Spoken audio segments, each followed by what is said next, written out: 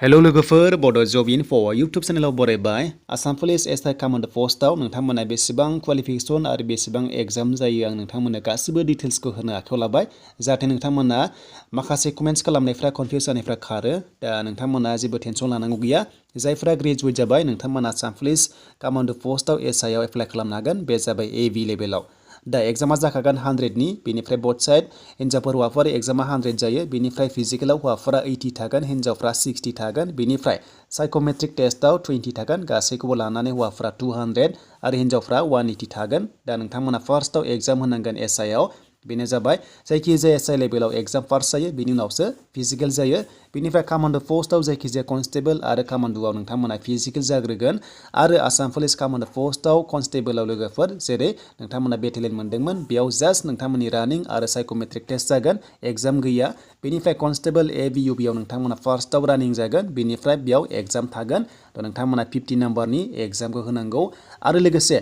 Assam police कामान्ड पस्टआव जाय नोंथांमोना एसआइ एप्लाइ खालामनो सानदों नोंथांमोननि फरायनाया ग्रेजुवेट जाथारनांगोन जायखिजाया ग्रेजुवेट बेनिफ्राय नोंथांमोननि बैसोआ मिनिमाम 20 इयार्स आरो मेक्सिमाम 29 इयार्स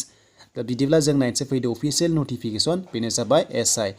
दा एसआइ एबिआव नोंथांमोननि फरायनाया ग्रेजुवेट जायखिजाया ग्रेजुवेट जानांगोन आरो एप्लाइ स्टार्ट जागोन लोगोफोर 22निफ्राय जागोन डिसेम्बर आरो लास्ट डेटआ 21 जानुवारि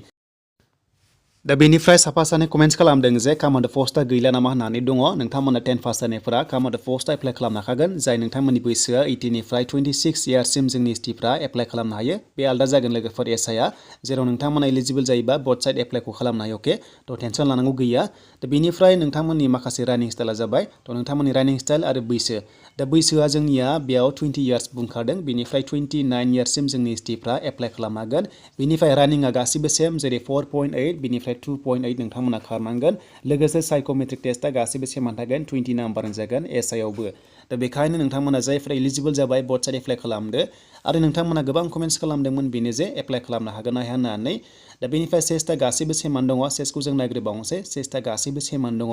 85 नर्मेलाव बेनिफ्राय एक्सपेन्ड खालामबा 90 सेन्टिमिटार जुदि नङाबा नोंथांमोना रिजेक्ट जागोन बेयाव कनसिडार गैया आसाम पुलिस कामान्ड पस्टआव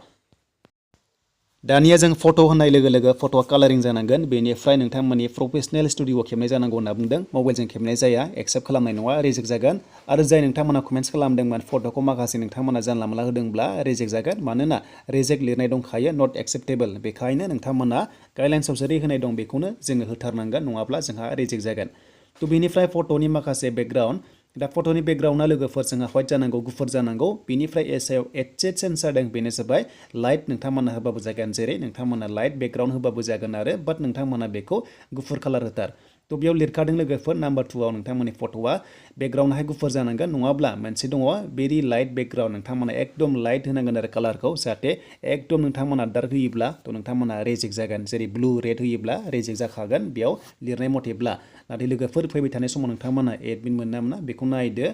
थ' बेनिफ्राय दानिया जोंहा फैनोसै माखासे रिटेन एग्जाम दा रिटेना फार्स्टआवनो जाखायो 100नि जाखागोन बेनिफ्राय मोनसे नाम्बार रं जायोब्ला नोंथांमोना हाफ पइन्ट दानजागोन माइनास जागोन बा मोननै रं जायोब्ला 1 नाम्बार दानाय जागोन आरो नोंथांमोना कारेक्ट जायोब्ला 1 नाम्बार मोननाय जागोन आरो बे एग्जामा अइमार्सआव जागोन नोंथांमोना अफलाइन एग्जाम होनांगोन आरो एग्जामा गाव गावनि डिस्ट्रिक्टआव जानायनि चान्स दंखायो बेनिफ्राय लोगोफोर रानिंआ बबेयाव जागोन बिनि सायाव आपडेट गैया नाथाय एग्जाम पेपारा बड' बेंगलि इंलिश आरो नोंथांमोननि एसामिसाव जागोन आरो दा लोगोफोर नोंथांमोना बेखिनिखौ मिथिबाय आरो लोगोसे आसाम पुलिसनि एबिइउबि जायफ्रा पास जाना दंखायो एग्जाम माब्ला जागोन बिनि सायाव दासिमबो आपडेट फैयाखै नोंथांमोना गोबां कमेन्ट्स खालामदों जेब्ला फैगोन नोंथांमोना बड' जब इनफो इउटुब चेनेलावनो आपडेट मोनखागोन बेखायनो नोंथांमोना नायबाय थादो आरो जायफ्रा चेनेलाव गोदानै फैदों साबस्क्राइब खालामना ला लोगोफोर बेबायदि जबनि आपडेट मोनबाय थानो